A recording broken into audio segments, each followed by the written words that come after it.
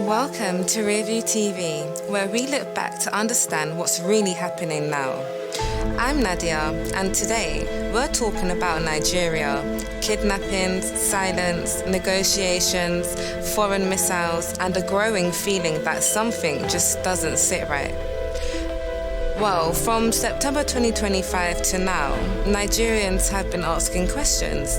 Today, we're not here to spread fear, hate, or violence. We're here for context, facts, and clarity. Let's take a rearview look. Let's start with what we know for sure. Since late 2025, Nigeria has seen multiple large-scale kidnappings, many involving school children. Entire schools stormed, students taken, teachers killed or traumatized.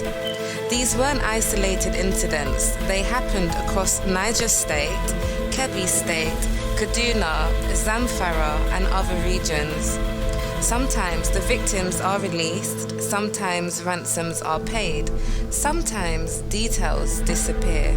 And when children are taken and no one is held publicly accountable, people don't just grieve, they start to distrust. Let's rewind. September 2025. Kidnappings increase again, schools become repeated targets, bandit attacks normalized in some regions. Now late 2025, government statements promise action, negotiation discussions resurface, and communities take security into their own hands. Now, foreign airstrikes, no major public trials of high-profile figures, growing anger, confusion, and silence. When events stack like this, people stop asking what happened and start asking why it keeps happening. Here's where things get complicated. Not all violence in Nigeria comes from the same source. Some groups are criminal bandits, kidnapping for money. Some are ideological extremists linked to ISIS factions. Some move between both worlds. The government often lumps them together, but the responses are very different. And here's the Rearview reality check. If you don't clearly define the enemy, you can't clearly defeat them. Sheikh Gumi, a cleric known for openly talking about and sometimes talking to bandits. He's argued publicly that negotiation is better than military force, that bombing will worsen things, that dialogue brings peace. And many Nigerians ask, why is he free? Why does he speak openly? Why no arrest, no investigation, no limits? Here's the important part. Sheikh Gumi may not be the story, he may be the symptom. In countries with strong institutions, intermediaries are regulated. In weak systems, intermediaries become controversial figures. Silence around figures like this doesn't prove guilt, but it creates suspicion.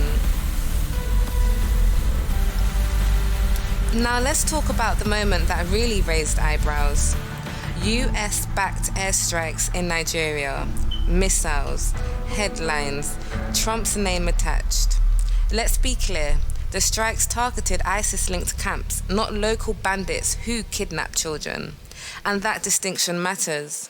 The US doesn't launch missiles randomly, and it doesn't fight every kind of violence equally.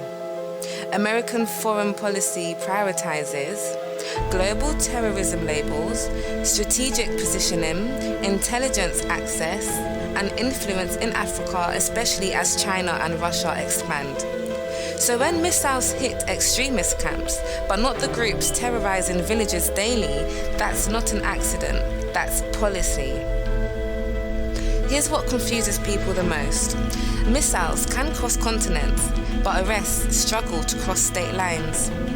Bandit leaders are known locally, communities talk, social media knows, yet public prosecutions are rare. Some arrests do happen, but quietly, inconsistently, and without long-term transparency. And when justice feels selective, trust collapses. Insecurity doesn't just create victims, it creates reactions. Innocent people have been attacked out of fear. Communities turn against each other. Suspicion becomes dangerous. This is what happens when people feel abandoned. Violence multiplies when accountability disappears. Let's pause. Is the Nigerian government secretly running kidnappings?